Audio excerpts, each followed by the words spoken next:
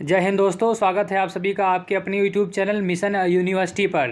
तो आज हम बात करने वाले हैं रीजनिंग की अगले टॉपिक के बारे में। पिछले वीडियो में हमने श्रृंखला के बारे में बात की थी। उम्मीद करते हैं आप लोगों को पूरी बात समझ में आ चुकी होगी। सीरीज से उसी टाइप के क्वेश्चन आने वाले हैं, ठीक है, और आने वाले हैं और पक्का आने वाले हैं, ठीक है। उसको एक बार फिर से आप रिवीजन कर लीजिएगा।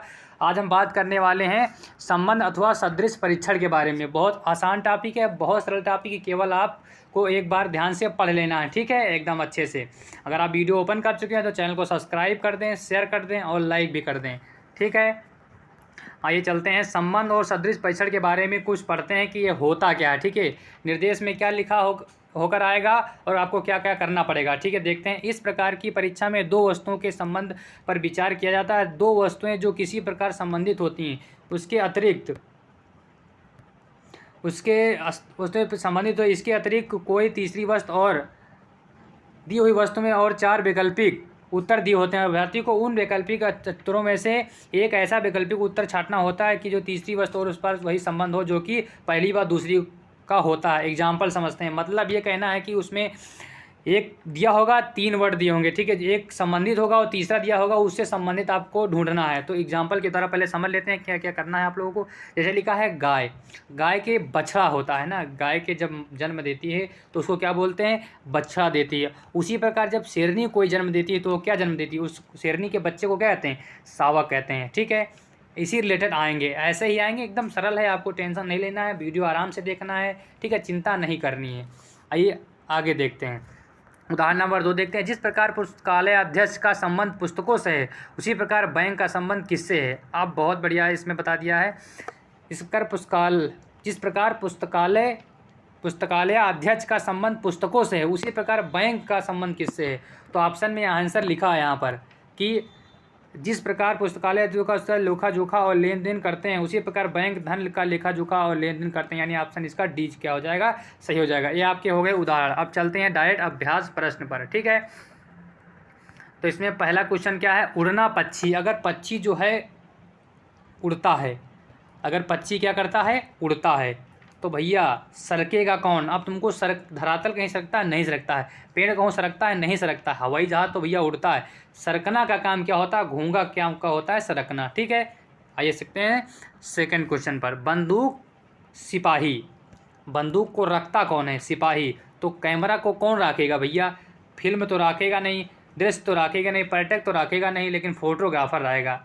पर्यटक तो मान लो कभी कभी आप ये कहेंगे कि पर्यटक कभी कभी गए तो कैमरा लेके गए, तो ज़रूरी नहीं कि सब लोग लेते हैं। तो फोटोग्राफर होता है वो हमेशा कैमरा साथ में ले जाता है, ठीक है। उम्मीद करते हैं आपको बात समझ में आ रही होगी। एकदम सरल है, आपको चिंता नहीं करनी है, एकदम केवल आप पढ़ते रहिए बस। इंटेक्स एग्जाम को आप धुआं करने वाले हैं, गारंटी है, ठीक है। आइए देखते हैं आगे। पढ़ना ज्ञान है। अगर पढ़ोगे तो ज्ञान होगा, कार्य करोगे तो अनुभव होगा। पढ़ना ज्ञान है तो कार्य से क्या होगा, अनुभव होगा। व्यस्तता नहीं होगी, रोजगार भी नहीं होगा, परीक्षण भी नहीं होगा, क्या होगा, अनुभव होगा, ठीक है। बात समझ में आ गई। आइए देखते हैं। बर्फ़ ठंडा तो भाप क्या होती है। अगर बर्फ़ जानते हैं, बर्फ़ क्या होती है, ठंडी होती है, तो भाप क्या होगा भैया, गर्म हो जाएगी। ऑप्शन सी इसका सही हो जाएगा। एकदम सरल। कहोगे तो सर मैं तो तुरंत कर लूँगा, इसमें कुछ करने की बात है ही नहीं। आइए देखते हैं, आपके लिए काम भी देने वाले हैं, चिंता ना करिए। देखते हैं स्पर्श अनुभव। कोई अगर स्पर्श करता है आपको तो आप अनुभव करते हैं, ठीक है। लेकिन जब कोई स्वागत करता है तो क्या है, मुस्कुराहट, स्वीकार, संबंधता, ये नहीं। यानी अगर कोई स्वागत आपका करता है तो उसका शिष्टाचार है, ठीक है। अगर आप लोग यूनिवर्सिटी में आ गए, अब हम आपसे मिलेंगे तो आप लोग इस बात तो कहेंगे हाँ सर नमस्ते, तो मतलब आप लोग ने हमको शिष्टाचार के लिए स्वागत किया, तो जो हो जाएगा कि इसलिए कहते हैं कि स्पर्श से अनुभव है तो स्वागत से शिष्टाचार रिलेटेड है, ये आपको बताना है, ठीक है। आगे देखते हैं। बात समझ में आ रही है ना, बहुत बढ़िया। आगे देखते हैं। बिल्ली अगर म्याऊं म्याऊं करती है, अब यह तो बहुत कॉमन क्वेश्चन है, बिल्ली म्याऊं म्याऊं करती है तो घोड़ा क्या करेगा, घोड़ा हिनहिनाता है, ठीक है। क्या करता है, हिनहिनाता है। आइए आगे चलते हैं। एकदम सिंपल क्वेश्चन है, आपको केवल दिमाग ज़्यादा लगाना नहीं, केवल देखते खाना आप इसका क्वेश्चन कर देंगे, और एक या दो क्वेश्चन इससे आने वाले हैं, ठीक है। आइए देखते हैं आगे। महासागर जल है। अगर जिसे भैया महासागर देखते हैं, कहा जाता है कि महासागर को जिसने देखा नहीं, सागर और पर्वत को जिसने देखा नहीं उसको अनुभव नहीं होता कितना विशाल हो सकता है। आप महासागर को देखिए तो जल ही जल आपको नज़र आएगा इस पार से उस पार। अगर आप ग्लेशियर को देखेंगे तो वहाँ पर क्या नज़र आएगा, वहाँ पर केवल और केवल आपको बर्फ़ नज़र आएगी। ग्लेशियर को देखेंगे तो आपको बर्फ़ नज़र आएगी। बात समझ में आ गई? बहुत बढ़िया। आगे बढ़ते हैं 8 नंबर पर। निद्रा से थकावट आती है। क्या आता है? निद्रा है तो थकावट है, निद्रा है तो थकावट है, तो अन्न है तो क्या है? भूख है। ठीक है, अगर निद्रा से थकावट संबंधित है तो अन्न से क्या संबंधित है आपको ये बताना होता है।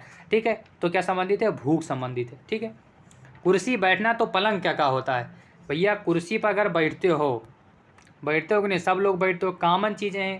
देखो, रीजनिंग का मतलब है सारे टॉपिक में आपका प्रेजेंट ऑफ माइंड देखा जाता है और कुछ नहीं होता। आप कितना शार्पली और कितना स्पीड से आप उसको सोच पा रहे हैं, कनेक्ट कर पा रहे हैं, यही आपका जो IQ चेक होता है वो रीजनिंग में ही होता है। ठीक है, देखते हैं। कुर्सी पर आप बैठते हैं तो पलंग पर क्या करते हैं? सोते हैं। बढ़िया है, जाओ देहात में पलंग पर सोते हैं लोग, बढ़िया।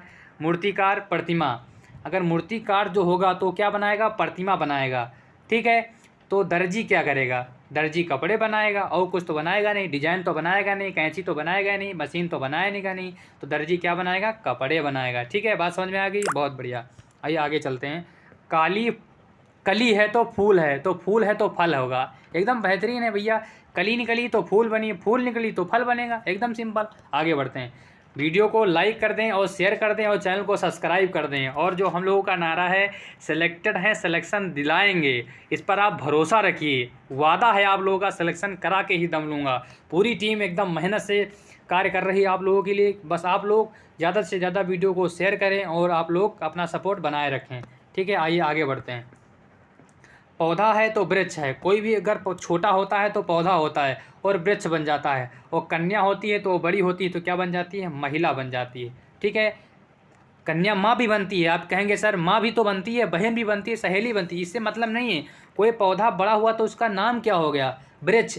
कन्या एक, जैसे माँ ये तो पार्टिकुलर नेम है, लेकिन अगर कन्या है तो सारी जो कन्याएं हो क्या बनेंगी? महिला बनेंगी। बात समझ में आ रही है ना? बहुत बढ़िया, आगे चलते हैं। अगर आपको सुख है तो खुशी है और दुख है तो उदासी है। एकदम सिंपल है, इसमें कोई आपको डाउट नहीं होना चाहिए। ठीक है, आगे बढ़ते हैं। भूख लगेगी तो भोजन खाओगे, पक्का है। इसके भूख लगती है और भोजन के पास दौड़ता दौड़ता आता है। इसीलिए कहते हैं ना कि प्यासा कुआं के पास जाता है, ना कि कुआं प्यासे के पास चल के आती है। वही यहाँ पर है कि भूख होगा तो आप भोजन के पास जाएंगे। तो वाक्य शैली है, अगर आपके अंदर वाक्य शैली है तो आप बोलना सीखेंगे। आपके पास वाक्य शैली का अनुभव है तो आप एकदम अच्छी तरह से आप स्वभाव होगा और अच्छी लैंग्वेज में आप बात करेंगे। ठीक है, यानी ऑप्शन इसका क्या सही है? ऑप्शन इसका बी सही है। ठीक है, आइए आगे देखते हैं। आगे है समुद्र है तो तट है, नदी है। समुद्र पे जाएंगे तो तट होता है, अगर नदी के किनारे जाएंगे तो क्या होगा? किनारा होगा। कहते हैं ना समुद्र तट, नदी का किनारा। तो सिंपल चीज़ें हैं। ठीक है, आगे भाई साहब आपके लिए 3 क्वेश्चन है, मैं आपके लिए होमवर्क दे रहा हूँ, इनको आप समझिए और करिए। ठीक है, आप देखो आपको करना रहता है। आप सवाल जो मैं आपको दे रहा हूँ उसको छोड़िए मत। ठीक है, क्योंकि आपके हित के लिए ही किया जा रहा है।